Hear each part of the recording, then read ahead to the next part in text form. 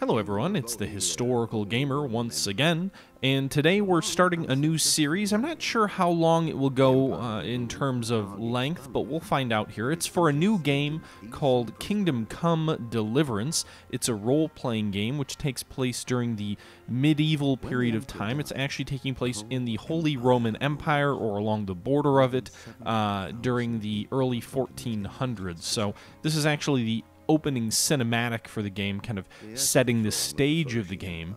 And it's taking place after the death of Charles IV. His son, Wenceslas IV, is the following emperor. So Charles was the emperor of the Holy Roman Empire. His son took over at his death. And his son was a bit of an idler here, as the game is kind of letting you know. And as a result, his half-brother, Sigismund of Hungary, embarks on a power struggle. He attempts to force the king to abdicate, and there's a bunch of other sort of internal Holy Roman Empire politics which result. Your character is a young blacksmith's son in a region called Scalix, actually a city called Scalix, and the year is 1403 in which the game takes place, and it follows your character through a swath of territory in the sort of Czech Republic area, or sort of that general geographic area. I'm not terribly versed in the whole geopolitical region of the Holy Roman Empire, but essentially it's taking place in this era of struggle between various factions attempting to regain control of the Holy Roman Empire. As you all know, I'm sure, the Holy Roman Empire was often an empire in name only. Sort of the famous little line about it was that it wasn't holy, it wasn't Roman, and it wasn't an empire. But nonetheless, this game is taking place in the early 15th century, and as it tells you here, it was a time of turmoil in the Holy Roman Empire. Charles IV had been a great ruler of the empire, but his son's inactivity and his son's half-brother, Sigismund of Hungary, launches a struggle to compete for the throne. And you're basically gonna witness all that as a character in this world. Now, I will say, as we kind of go through the intro of this game, that it is a gorgeous game in sort of the cinematic style. In fact, you know, as you see these opening cinematics and you kind of have this helicopter type flyover of various areas of this town that you're starting off in the game here in Skillax, you get the sense that it's almost like a Western. You know, it feels very much like one of those old Western movies, and sort of the, oh, everything's wonderful, and here's the community, and everybody's getting along, and here's the livestock, and the landscape, and the cinematics. It's very movie-like in the way that you kind of are brought in. And what I also will say about this game is there are a lot of cutscenes. I don't do a lot of RPGs on this channel, so again, I don't know how many episodes I'm going to do out of this. It may just be a couple. You know, this game, I was watching one reviewer was playing this game, and he has almost 70 hours into it, mainly playing along the main quests, because remember, it's an RPG, so you kind of play quest to quest, and there's a whole bunch of side quests, but there's a main storyline. He was really just playing along the main storyline, and it was almost 70 hours of playtime for him to complete the game. And I am, you know, probably going to edit out a lot of the times that I die, and one of the things that I'll have to try and focus on is making sure this isn't just a series of cutscenes, but this game has a lot of dialogue, a lot of talking back and forth, a lot of cutscenes. So there definitely is a playthrough element to it, but it's not the traditional, let's watch as he plays. There's a lot of cutscenes in this game, so just be aware of that. I'm thinking about talking about some of the history of the Holy Roman Empire as we kind of go through this game. But again, given it's so story-driven and so focused, and so many cutscenes are going to occur in this, that may be a little bit challenging. But we'll see how we do.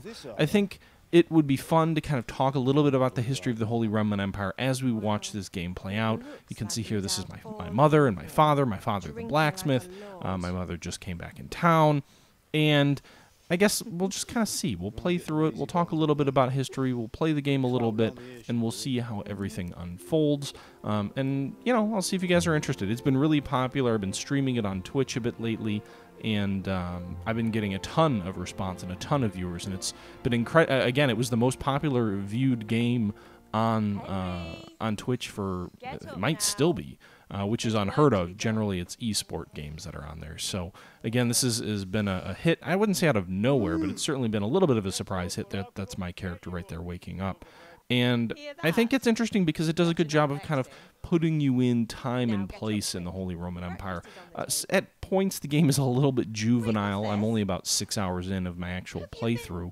But at times the game gets a little bit juvenile, and at times the game is also a little bit cryptic in terms of what you're supposed to do. So it certainly isn't without its flaws. The lock-picking mechanism is largely just broken, in my opinion, especially on console where it's so incredibly difficult. I don't know anyone who's successfully even picked a single lock. Well, there's a few people maybe on Twitter, but no one I've actually talked to. So, it's an interesting game, and I guess I'll kind of leave it at that. In terms of historical accuracy, I think the game does a good job of making you feel like you're in the Middle Ages. It makes you feel like, well, this is what it should have been like in the Middle Ages to a certain degree. It certainly has the relationships between the lords and the peasants and all of that. It has the stereotypical relations in terms of the role of women in society, which is, needless to say, not in keeping with our more modern view. But it also sort of, it's a little bit, I don't know if immature is the right word, but your character's very much like a teenager, a very immature teenager, going through some traumatic life experiences in this game. And the immaturity shows, and at times it kind of feels right because, hey, your character's a teenager, so he probably should act like a teenager. But on the flip side, other times it just feels like the developers are a little bit immature in some of what they're doing and portraying.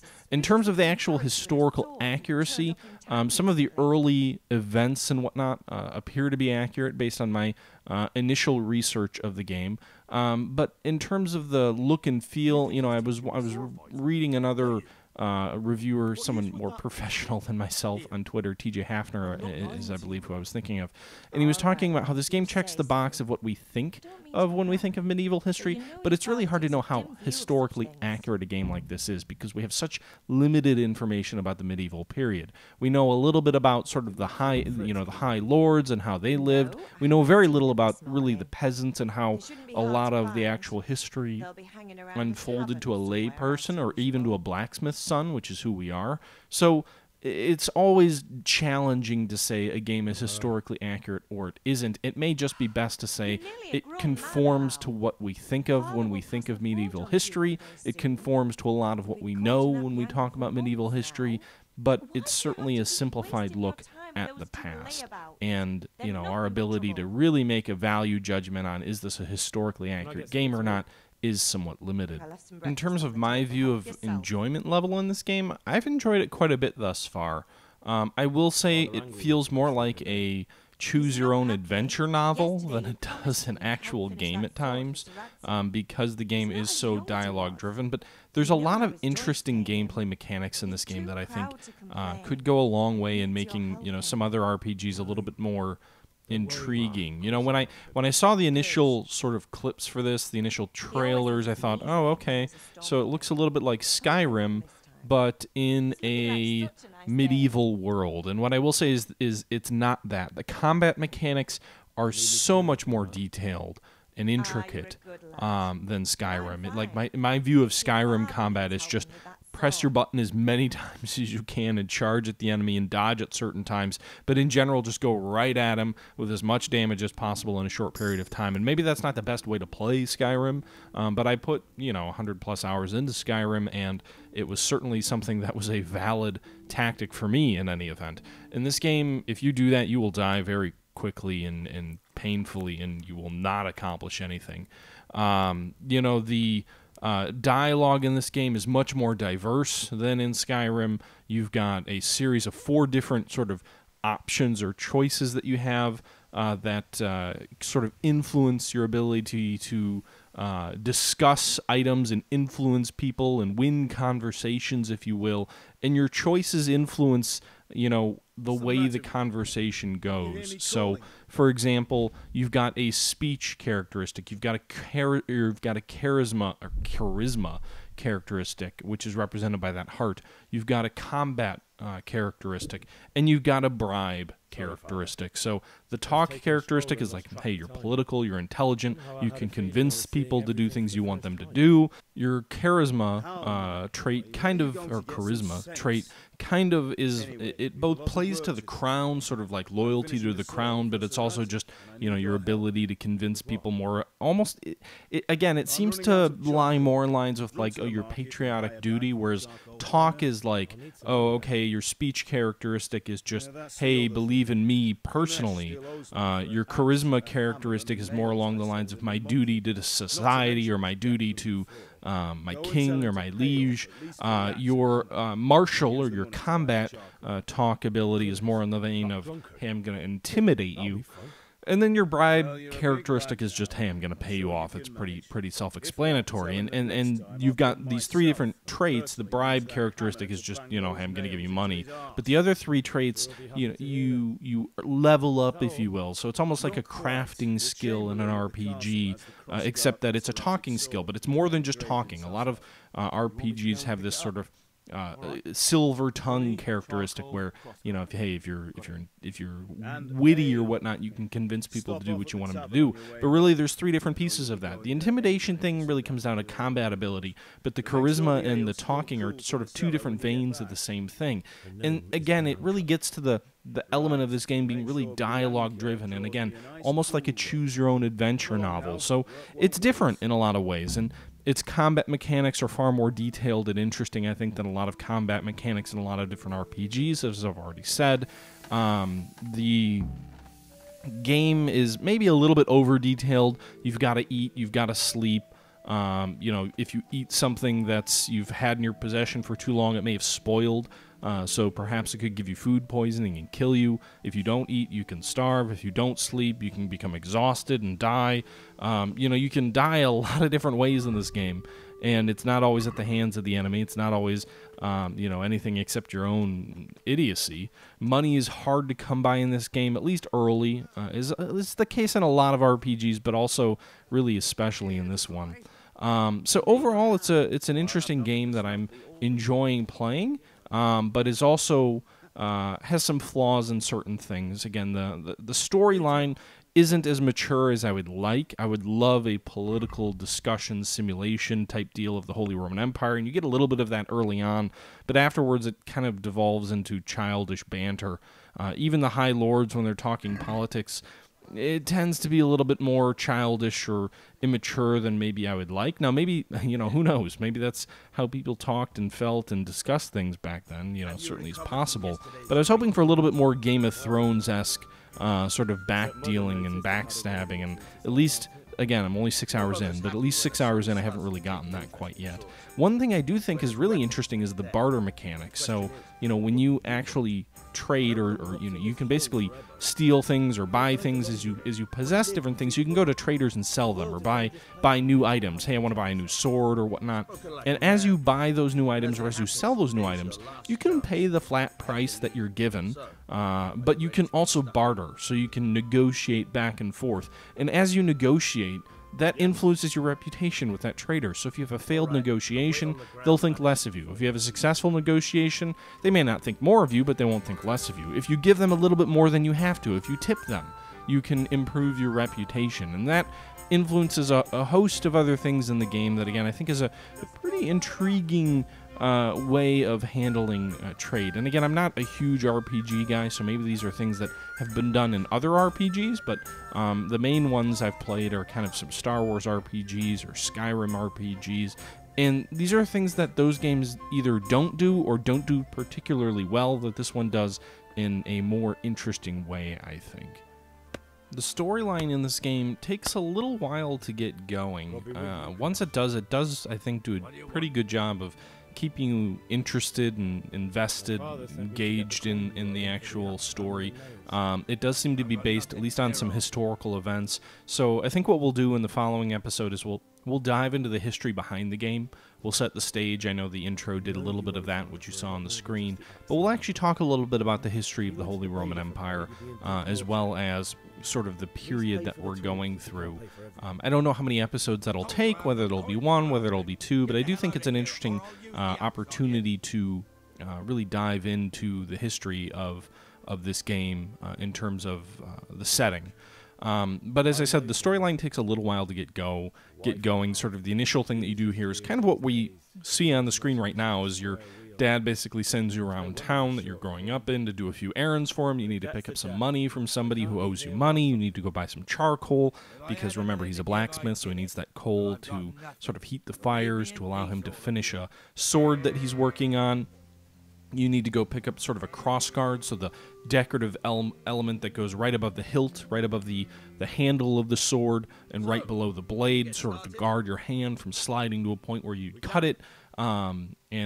He's had one custom engraved for the Lord of Scalix, the sort of the city that you're living in or whatnot. So, this is presumably an important piece of work, an important piece of art that you need to pick up for him so that he can finish the sword, which is, again, for your liege lord, if you will, the Lord of Scalix, the individual who you're principally loyal to in your community. You also have this scene that you're looking at right now where you get a basic combat tutorial of how to use your sword, how to slash and jab. There's a much more detailed combat tutorial that comes later. So what you see here is really a very basic, here's how you slash, here's how you jab, that kind of a thing. But it doesn't in any way touch the depth of the combat model that I was talking about earlier. This is really just more of sort of almost I hate to use the word Skyrim, but more of the traditional combat RPG type tutorial, which makes you think, oh, the combat isn't that detailed, that intricate, and you get your ass kicked a few times after this, and you wonder, what am I doing wrong, before you actually get to the real combat tutorial, which I don't get to when I play this game until like 3 or 4 hours in.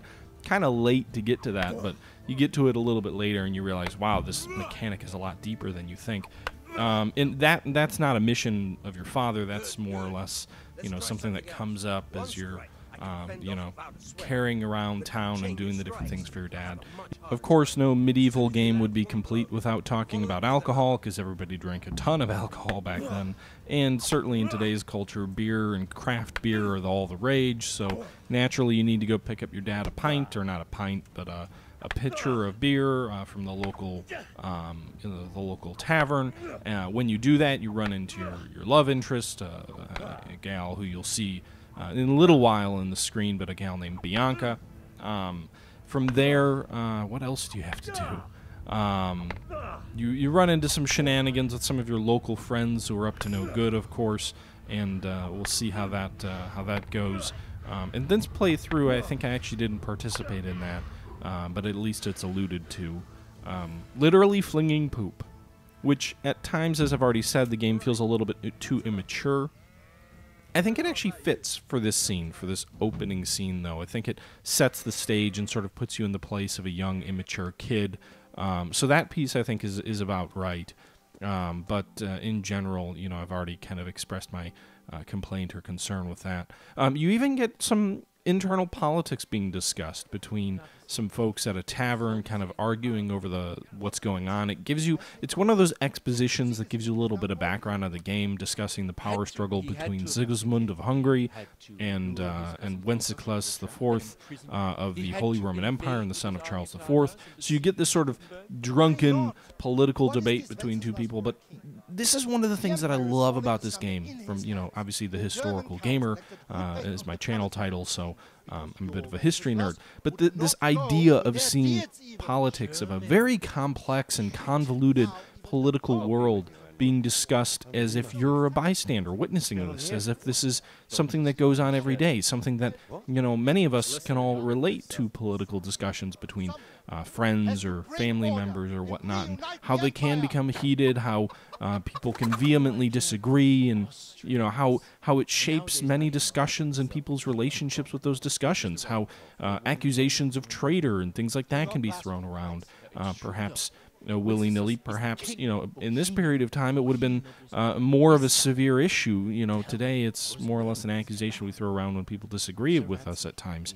But seeing this living world, this Holy Roman Empire in its full glory, if you will, in this sense of feeling real, I think the game does credit. What I do have a minor complaint, or maybe observation more so than a complaint, is this game, if someone has a British accent, thus far anyway, that I've noticed in this game. If they have a British accent or a British voice actor, they're a good person, or British or Scotch or whatever.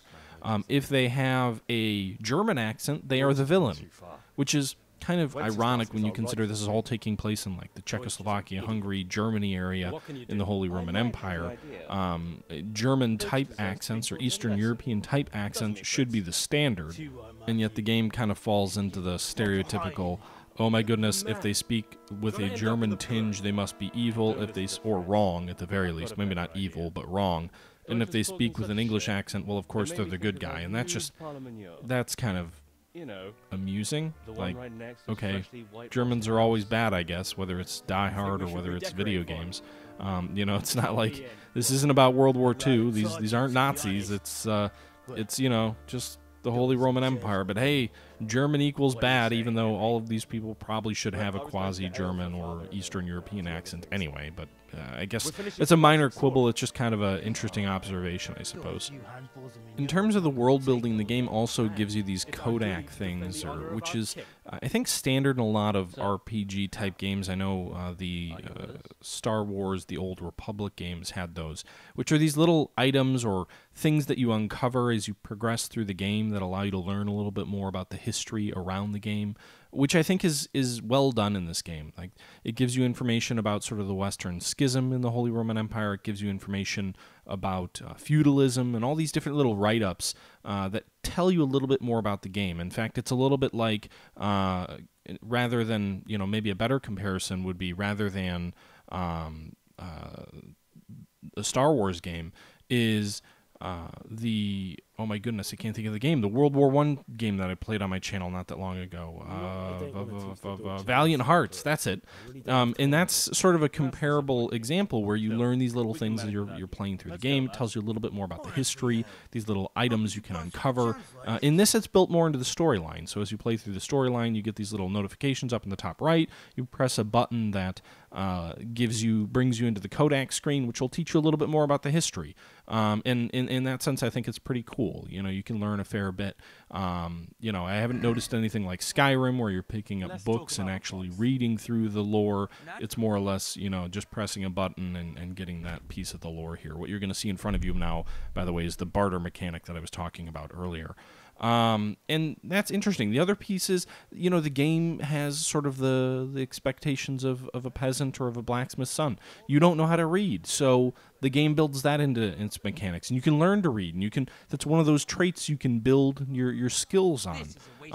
And the game does get more difficult. Certain things are too difficult at first. When you first try and pick a lock, supposedly it's impossible. I can verify that. But supposedly as you get more and more, better at it, and your skills get better at it, it becomes easier and easier. That I haven't witnessed because I've never successfully picked a lock, but I have noticed getting much better at combat, or at fighting, as I've kind of gone on in that. So it's a typical RPG in some sense, and in other senses it does a good job of building the lore and the history around the world that you're existing in. And in that lore and in that history, there are some very serious issues that come up. And I know I've already mentioned several times that the game can be a little bit juvenile at times. And I think that's my frustration with that is it deals with very serious issues at times. It deals with issues of plunder, of rape, of pillage, of, this very dark at times storyline, and yet does so in a way that feels at times a little bit too lighthearted. I guess my wish is that the game is a little bit more dark, a little bit more sinister, a little bit more in keeping with the issues that are going on. Things happen and it's almost like whatever, or just this unrealistic sense of, of anger, of, a plucky little kid going through challenging times with no real apparent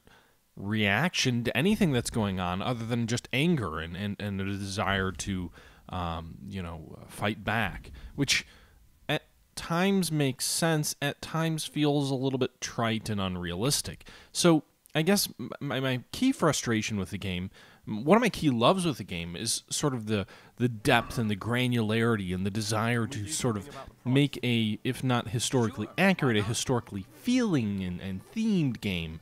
But on the flip side of that, that's also one of my frustrations, is that the game doesn't really do a good job of making you feel like this is plausible or realistic, or that this character is real. At times you feel too Mary Sue-ish, and it doesn't seem balanced, and that's not unusual for this kind of game. It's very much in keeping with sort of the standard of this genre, of this, hero worship of your own individual character, and yet I see things they could have done differently, or ways that things could have been handled differently, and I wonder what could have been. With that being said, I'm still enjoying it very much. I don't put my words maybe as effectively as a professional reviewer. This isn't meant as a review. More than anything, this is just my initial impressions of this game, which on the whole are fairly positive. I just wish that there were certain things that were done a little bit differently. I wish that at times the game wasn't quite so cryptic, lockpicking being one example, and other times I just feel like I'm kind of wandering around without any real guidance of, here's how I should be doing things. I know Kushin was sort of doing this scene here. We're not yet up to it, but a scene that he was really struggling with, which I didn't have any issue with, but apparently he's struggled, through this 5, 6, 7 times and failed to accomplish his task every single time, and never does it really give you an indication of, oh, you could have done things differently, or keep this in mind, or, sometimes I think games, and this was one of those things that I said on the 3 Moves Ahead podcast when we were talking about Nantucket, and some people kind of responded to my comments around the lines of, well, you may be struggling, or you may be doing a poor job, but the game already communicates to you how you should be doing this, so it's your own fault, which at times is true. The other time, I wonder if maybe games could do a better job of telling you, like, okay, here's the general issue that you had. You went right, you should have gone left. And then not necessarily tell you, here's how to do it, but give you some sort of pointer, communicate to you a little bit more clearly than the game does at times. Or, if you're obviously struggling somewhere, it kind of point you in the right direction. Because one of the things that I think is frustrating in a game like this is, I think probably half the time, if not more than that you've been watching this has been dialogue between characters. And yet, the piece where you lose immersion is when you're struggling, when I'm walking around in circles for 5 minutes looking for a grave that I need to dig up, and I can't find it, and the indicator on the map says I'm in the right area, but it still won't lead me to it. That I lose all of the immersion, all of the storytelling, all of the understanding of what's going on, of the immersion. All of that is gone because I'm too busy spending 10 minutes losing my entire train, my entire connection with the story is broken, because for 10 minutes I'm walking around in circles trying to find something that was literally 2 feet behind me. And the game, again, it gave me a general area. I don't necessarily want it to tell me, here's the exact spot on the map you need to go in order to accomplish your mission. But on the flip side of that is, if I'm doing this for 5 or 10 minutes and I'm not figuring it out, throwing a hint or something would be useful. And I think, that's the kind of thing that this type of a game can really cause you to bang your head against the wall. And if you don't figure it out, if you don't look it up, if you don't go on YouTube, whatever, you're never going to figure it out. And that may be true of most RPGs, but it's something that I think would be interesting to see if games could come up with a better way to communicate to you in these types of events, so that you're not totally left clueless. And what am I doing now? I mean, I'm kind of rambling about the game and kind of my thoughts, and maybe again, as an inexperienced RPGer, it's my own fault and whatnot. But overall, I really enjoy this game. Overall, I've had a lot of fun thus far with Kingdom Come Deliverance. I think it's a really intriguing look at a period of time that I've never seen covered in a game before. You see a lot of fantasy RPGs, you see some historical RPGs. I'm trying to think of really the adventure historical RPG series that I'm the most familiar with is the Assassin's Creed games, which cover a wide variety of history, but you don't see a ton of these truly open world historical RPGs that don't at least mix some fantasy, some magic, some of that kind of thing in. And I think it's awesome that these developers decided to tackle this period. I think it's awesome that these developers decided to create this game. The game does, after you get out of this early period of the game where it is really on guardrails and is kind of protecting you from yourself and just kind of walking you through. Again, the tutorial almost lasts 2 hours for me the first time I played through, so that initial opening scene, that initial tutorial that we're still in the progress of that you're looking at here, lasted me almost 2 hours the first time I played, so it doesn't jump you right into the truly open world nature of this game, but it is.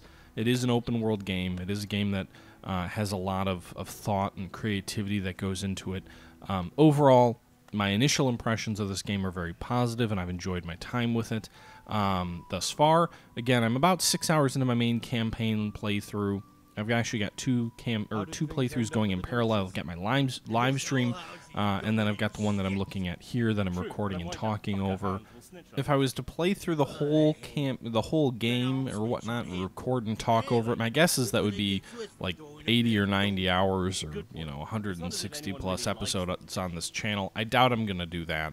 But I do plan to at least do 2 or 3 more episodes. I think in our next episode what we'll do is we'll take a look at the history of the Holy Roman Empire, sort of the empire's origins, and then kind of talk about sort of the early days of the empire, and we'll kind of lead it up to this point. I think I'll then do a second episode that talks a little bit more in detail of the actual struggle and the fight that's going on in this particular game. We haven't gotten to it yet, again, because we're still sort of in the idyllic countryside where everything is perfect and everybody's happy, and all we really need to worry about is kids running around throwing dung at freshly whitewashed houses.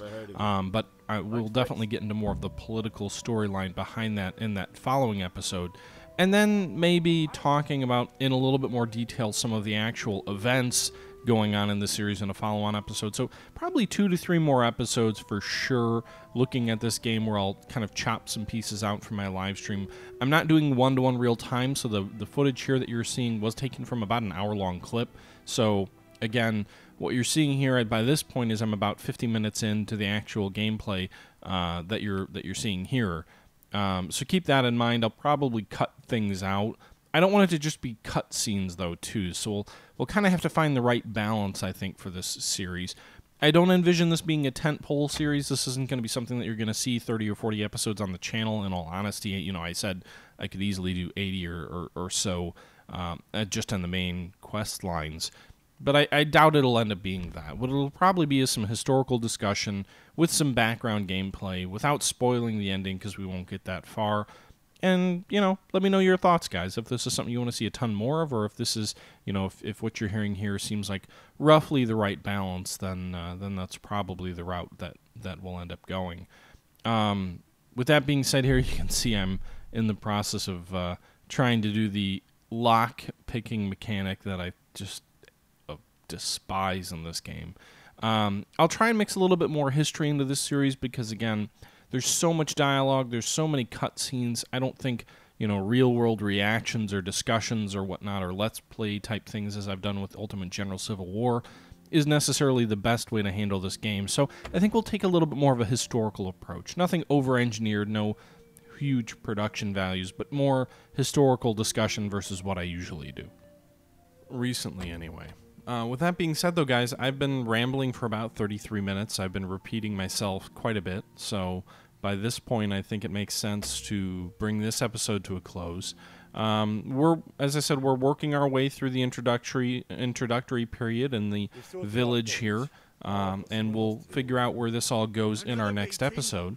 But in our next episode, we'll do a brief overview of where we're at in the game, and then we'll jump right into the history of the Holy Roman Empire, how it came to be, how it was structured, and get our way toward getting where we are in this game.